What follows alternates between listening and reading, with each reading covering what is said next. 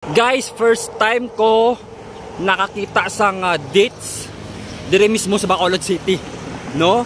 Dates kung sa diin gapamunga lang ni siya sa Saudi Arabia or sa UAE, no? Sa mga deserto nga lugar. Pero dire sa Bacolod, dire sa Forbes Hill,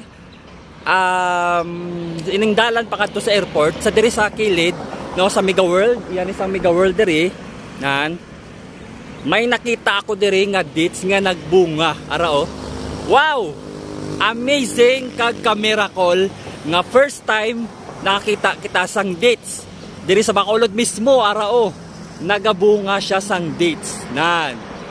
Wow!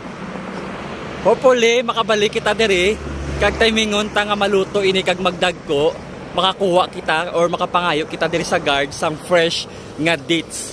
Oh, dire ni sa Mega World. Nan.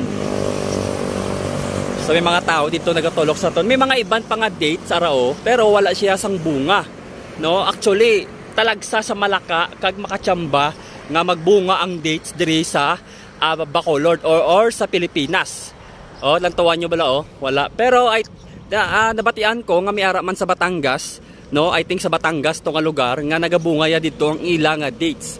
So first time dire sa Bacolod nga may dates, no? So miracle frost ni siya, amo ni sa ang hindi mo dire makita nga prutas nga fresh gidya nga mapabunga mo dire talag sa kayo.